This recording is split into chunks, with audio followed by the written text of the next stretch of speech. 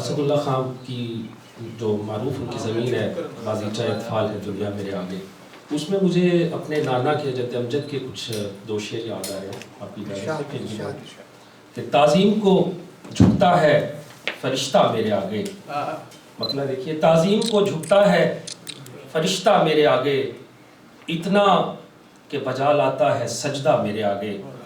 ہمراہی خضر کی بھی مقدر ہوئی ایک دن، ہر موڑ پہ کہتا رہا اچھا میرے آگے. حضور یہ چند ایک لائنیں اس پہ میں نے لکھی تھی. خضری سچ کی تلاش میں پہلا قدم. لمبے اور دودھیا سفید گھنگھرالے والے بالوں والے بابا جی نے کہا تھا بیٹا سلوک کی 7 منزلیں ہوتی ہیں، یعنی راہ سلوک میں سالک کا 7 وادیوں سے گزر ہوتا ہے. پہلی منزل طلب ہے، دوسری عشق ہے، تیسری معرفت ہے، چوتھی منزل استغنا ہے جسے مقام جذب بھی کہتے ہیں، 5ویں منزل وحدت ہے. یہاں سالک کو کثرت میں وحد نظر آتی ہے اور من و تو کا فرق مٹ جاتا ہے.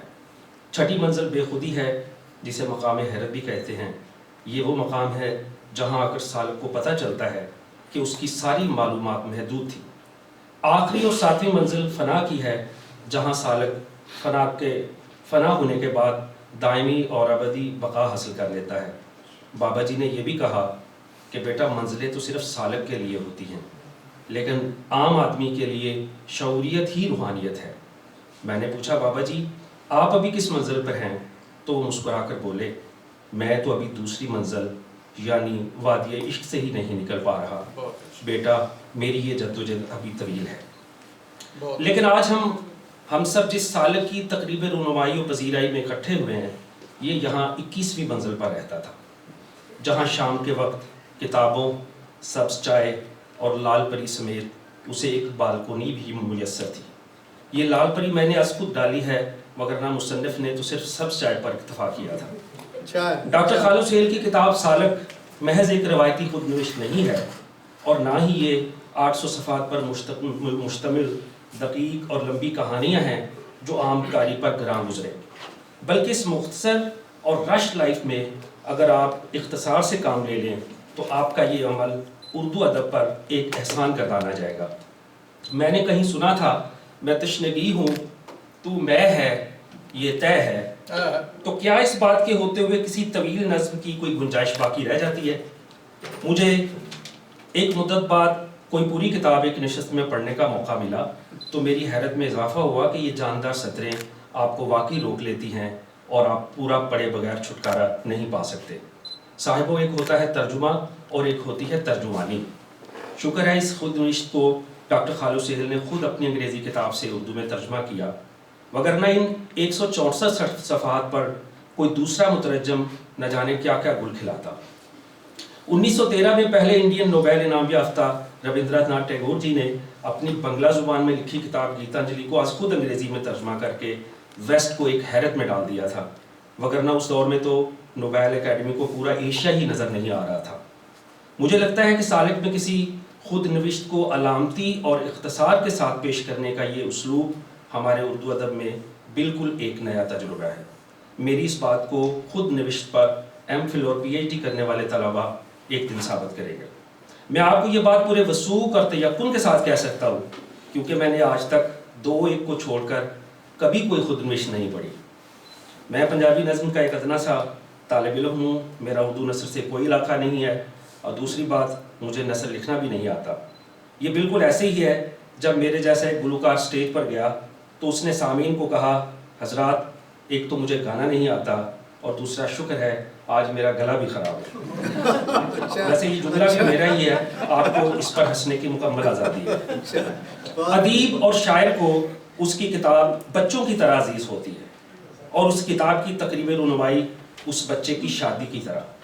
لیکن 4 ہفتوں کی ٹرانس میں ڈاکٹر خالد سہیل نے جس تخلیقی عمل سے گزر کر یہ کتاب ہماری جھولی میں ڈالی ہے، دنیا بھر میں خواتین کو یہ تخلیقی عمل پورا کرنے کے لیے کم سے کم 32 یا 36 ہفتے درکار ہوتے ہیں. اگر آپ کو اس بات پر یقین نہیں تو آپ ڈاکٹر خالد سہیل کے تخلیقی لیبر روم میں ایڈمٹ ہو کر دیکھ سکتے ہیں. خواتین و حضرات اور دل کے خاندان والوں، مجھے تو ہر جنم دن پر پیدا نہ ہونے کی خواہش جاگتی ہے، لیکن پورے سچ کو گلے لگاتا ہوا اور پوری طرح پیدا ہونے سے پہلے ہی نہ مرنے کی خواہش رکھنے والا یہ خضر عجیب و غریب نہیں بلکہ غریب کم اور عجیب زیادہ ہے۔ اور حال میں موجود میرے پیاروں، اب آپ کی میں ملاقات سالک کے خضر سے کرواتا ہوں، جو بقول ڈاکٹر خالو سہیل دنیا کے خوشبخت انسانوں میں سے ایک تھا۔ شاعر اس کے چچا ہیں جن کا صفحہ نمبر 47 پر تذکرہ کیا گیا ہے۔ خضر کے چچا کو ہم نے BA کے پنجابی نصاب میں بھی پڑھا تھا۔ وہ اللہ کا بندہ، پورا عارف اور متانت سے مزین تھا۔ 21ویں صدی کے اس ماڈرن خضر کی بہت سی خواتین دوست ہیں جن میں گھریلو تشدد کا شکار عورتیں بھی شامل ہیں۔ نرسنگ اسکول اور میڈیکل کالج کے جائز یا بالکل جائز تعلقات پر تو آپ سب نے سن رکھا ہوگا، لیکن اس خود نوشت میں نرس شیریں کا ڈاکٹر فرحاد کو بوسہ دینے کی پاداش میں نکالے جانے پر مجھے بہت دکھ ہوا۔ بوسے کا مزہ تو ڈاکٹر فرحاد لے اڑا اور بیچاری نرس شیریں کے حصے میں نکالے جانے کی اذیت آئی۔ اب آپ سوچئے یہ تکلیف ہمیشہ ایک عورت کے حصے میں ہی کیوں آتی ہے؟ یارو، اس سالک کا سلوکہ بہت بھرا ہوا ہے۔ اس سلوکے میں دوست دیکھیے، اقلیت، بغاوت، سخاوت، میزبان، مسلمان، ملحد، کمیونسٹ، انقلاب آج کل لاہور میں مقیم ہے، وہ شادی کا چکمہ دے کر گیا اور ابھی واپس نہیں آیا، 2 سالوں میں سے وفادار، ہمزاد، مقبول، مزاح، تاریخ، اسرار، کیا یار ہیں اس کے۔ دوستوں، بزرگوں، بھائیوں، بہنوں، اس لیے نہیں کہہ رہا کہ میری گھر والی بھی یہ پروگرام لائیو دیکھ رہی ہے۔ میں اختتام کی چند آخری سطروں کی جانب آ گیا ہوں۔ ڈاکٹر صاحب، صفحہ نمبر 54 پر میں نے آپ کے 3 ڈال پڑھے۔ آپ کا پہلا ڈال ہم نے رفیق سلطان کی میز کی صحبت میں عسکر کی غار، جسے ہم نے حلقہ باب زیر زمین کا نام دیا، کی طرف جاتے ہوئے دیکھا۔ دوسرے ڈال کی ہلکی سی رمق ہم نے لودھی فارم ہاؤس پر دیکھی۔ کیا ہی اچھا ہو اگر آئندہ ہم اسی حال میں دوسرے ڈال پر ایک ورکشاپ کا اہتمام کریں۔ رہی آپ کے تیسرے ڈال کی بات، تو وہ ہر بندہ اپنی استطاعت کے مطابق فرینڈشپ کیک اور رومانس آئسنگ کے راز کو پا ہی لیتا ہے۔ آخر میں کتاب کیسی چھپی کے بارے میں چند باتیں۔ صابر نظر معدود چند کریٹو لوگوں میں سے ایک ہیں جنہوں نے کتاب کا ٹائٹل بنایا۔ عظمیٰ عزیز الحق کی نادر تصویروں نے بھی 4 چاند لگائے۔ سانچ پبلیکیشنز کے امجد سلیم منہاس نے کتاب کو نہایت عمدہ شائع کیا۔ کاش وہ کتاب کے فرنٹ اور بیک ٹائٹل پر کسی اچھے فونٹ کا ہی انتخاب کر لیتے گا۔